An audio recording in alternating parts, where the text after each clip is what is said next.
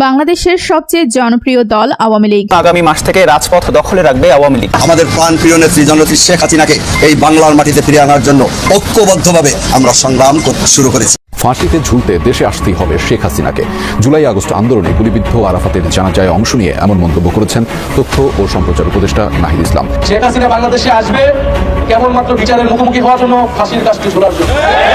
বাংলাদেশ ভারতকে চিঠি লিখেছে শেখ হাসিনাকে যেন বাংলাদেশে ফেরত পাঠানো হয়। চ্যাপ্টার 2 তাকে বাংলাদেশে ফেরত আনার আনুষ্ঠানিক প্রক্রিয়া আজকে আমরা দেখলাম যে শুরু হয়েছে বা সরকারের পক্ষ থেকে দাবি করা হয়েছে।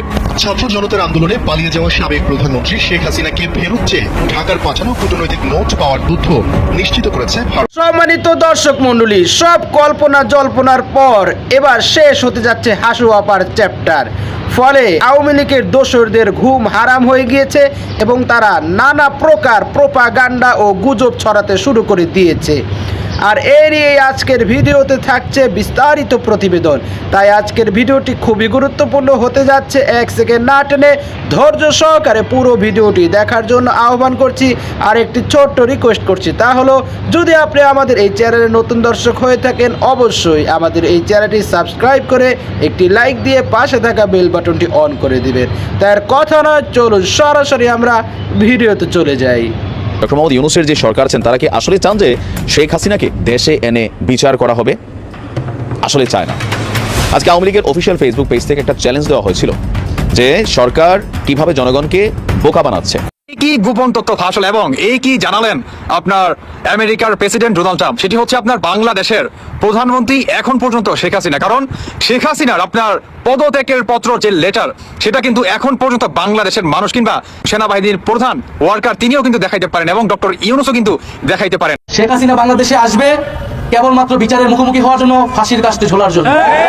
যারা ইন্ডিয়াতে আশ্রয় নিয়েছে এবং ভাবছে যে বাংলাদেশকে তারা বাইরে থেকে অস্থিতিশীল করবে, তাদেরকে বলবো যে বিচারের সম্মুখীন হওয়ার জন্য মানসিকভাবে প্রস্তুতি নিন। আমি বলে আসছি জেনারেল ওয়াকারের সাথে এখনো তারেক সিদ্দিকী বা শেখ হাসিনার যোগাযোগ আছে। আপনারা শুনছেন এর মধ্যে সারা দেশে গুপ্ত হইতেছে, ছাত্ররা মারা যাইতেছে বেঘরে, কয়েকজন মারা গেছে, কেউ কেউ মার খেয়েছে, কেউ কেউ হত্যার হুমকি পাইছে। ফেসবুকে লাইভে প্রকাশ্যে আওয়ামী লীগের অমির রহমান পিয়াল হত্যার নির্দেশ দিচ্ছে। শোনেন, আমাদের এই জয় বাংলা, আমি মনে করি এই জয় বাংলার এক্সটেনশন হতে হবে ওই রকম জাওয়ালদের হত্যা করা। বাংলাদেশ সেনাবাহিনীর সামনে এখন দুটো রাস্তা খোলা আছে। এক হচ্ছে নিজেরা মার্শাল ল জারি করা, আর না হলে পরে কূটনৈতিক সমস্যা সমাধানের মাধ্যমে শেখ হাসিনাকে তার জায়গায় পুনর্বহাল করা।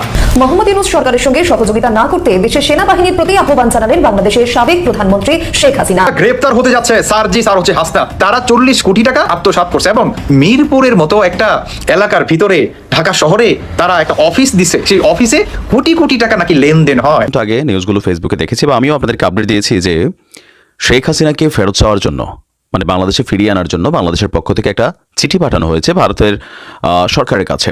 আমাদের পররাষ্ট্র মন্ত্রণালয় থেকে বা যিনি উপদেষ্টা আছেন তৌফিক সাহেব, তিনি বলছিলেন যে শেখ হাসিনাকে প্রত্যর্পণ যে চুক্তি আছে 2013 সালের, সেই চুক্তি অনুযায়ী বাংলাদেশ সরকার ফেরত চেয়েছে। তো এই বিষয়ে আসলে ভারতের মনোভাব কি, এই চিঠিটা অলরেডি বুঝে পেয়েছে ভারত সরকার। তবে শেখ হাসিনাকে ফিরিয়ে দেওয়ার ব্যাপারে মোদী সরকারের মনোভাবটা কি, চলুন দেখি আমরা। বলা হয়ে থাকে যে মর্নিং শোজ দ্য ডে। ওকে, আপনার আজকে ভারতের পররাষ্ট্র মন্ত্রণালয়ের যিনি মুখপাত্র আছেন রণধীর জয়সওয়াল, তিনি বলছেন যে শেখ হাসিনাকে ফেরত চেয়ে ঢাকার পাঠানো কূটনৈতিক নোটটি তারা পেয়েছে। ভারতের ইংরেজি দৈনিক টুডের এক প্রতিবেদনে বলা হয়েছে যে নোবেল বিজয়ী ডক্টর মোহাম্মদ ইউনূসের নেতৃত্বাধীন অন্তর্বর্তী সরকারের কাছ থেকে ক্ষমতাচ্যুত পলাতক প্রধানমন্ত্রী শেখ হাসিনাকে ঢাকায় প্রত্যর্পণের বিষয়ে একটি আনুষ্ঠানিক চিঠি পেয়েছে ভারত সরকার। আর এখন ভারতের ভূমিকাটা কি থাকবে, যেহেতু মাত্র আজকেই চিঠিটি গিয়েছে, তো ভারতের সাংবাদিকদের প্রশ্ন ছিল যে মানে ভারত এখন কি করবে।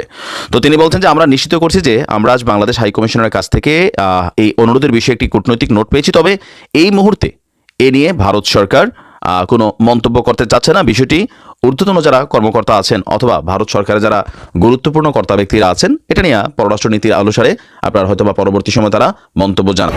সরকারের দুজন উপদেষ্টা, পররাষ্ট্র উপদেষ্টা এবং স্বরাষ্ট্র উপদেষ্টা জানিয়েছেন শেখ হাসিনাকে ভারতের কাছে সরকার অফিসিয়ালি ফেরত চেয়েছে। এটা যারা নোট ভার্বাল পাঠিয়েছেন সেটা জানিয়েছেন পররাষ্ট্র উপদেষ্টা এবং স্বরাষ্ট্র উপদেষ্টা ভারতের সাথে যে আমাদের আসামি প্রত্যার্পণ চুক্তি আছে সেটা স্মরণ করিয়ে দিয়েছেন। এবং আমরা আমরা পরবর্তী সময়ে দেখলাম কয়েক ঘন্টার মধ্যেই ভারতের যে পররাষ্ট্র মন্ত্রণালয়ের ব্রিফিং হয়, সেখানে যিনি ব্রিফ করেন তাকে প্রশ্ন জিজ্ঞেস করা হয়েছিল। তারা জানিয়েছেন হ্যাঁ, তারা এই ধরনের অনুরোধ পেয়েছেন। তাদের করণীয় কি বা তারা কি করবেন সেই ব্যাপারে তিনি কোনো মন্তব্য করেননি। এইমাত্র পাওয়া গরম খবর, ফাঁসিতে ঝুলতে দেশে আসতে হবে শেখ হাসিনাকে, হুঙ্কার উপদেষ্টা নাহিদ ইসলামের। এবার শেখ হাসিনার ফাঁসির রায় নিয়ে একই বললেন উপদেষ্টা নাহিদ ইসলাম। এদিকে শেখ হাসিনাকে ফেরানোর চিঠি পেয়ে কি বলল ভারত? হাসিনাকে বাংলাদেশে ফেরাতে কি বাধ্য ভারত? বাংলাদেশ সরকারের কাছ থেকে চিঠি পেয়ে হাসিনাকে ফেরত দেওয়ার বিষয়ে কি সিদ্ধান্ত নিল ভারত সরকার? জানা গেল আসল সত্য। আওয়ামী লীগ বাংলাদেশের সবচেয়ে জনপ্রিয় এবং পুরাতন রাজনৈতিক দল।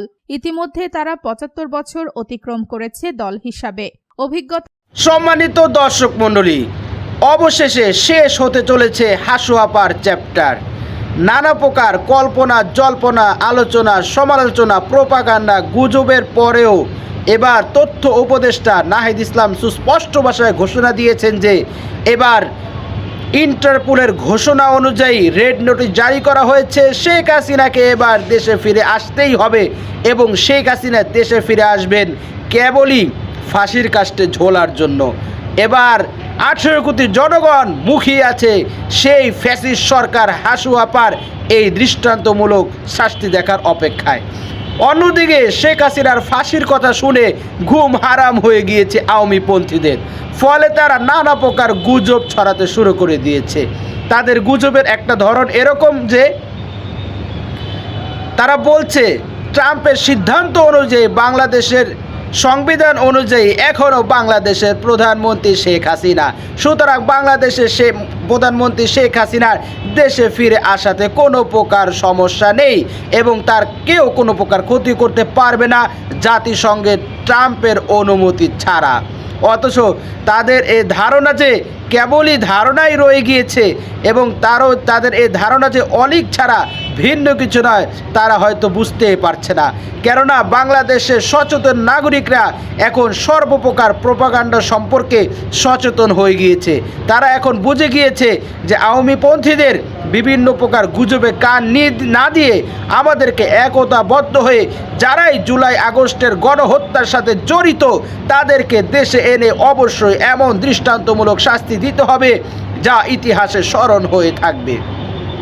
সম্মানিত দর্শক মণ্ডলী, এ ব্যাপারে আপনার কি মতামত? আপনিও কি চাচ্ছেন যে জুলাই আগস্টের যারা নৃশংস হামলার সাথে জড়িত, যারা নির্মমভাবে মায়ের সন্তানকে তার বুক থেকে কেড়ে নিয়েছে, ছাদের উপর বসে থাকা নিষ্পাপ শিশুটিকে হেলিকপ্টার দিয়ে গুলি করে নির্মমভাবে মায়ের সামনে হত্যা করেছে, যারা বাবার চোখের সামনে জানালা দিয়ে তাকিয়ে থাকা ছোট্ট বাচ্চাটিকে গুলি করে মাথার এফোর ওফোর করে দেয়াল পর্যন্ত পেছন দিক থেকে ছিদ্র হয়ে গিয়েছে, এমন নৃশংস হত্যাযজ্ঞ যারা চালিয়েছে তাদেরকে দৃষ্টান্তমূলক শাস্তি হওয়া দরকার নয়?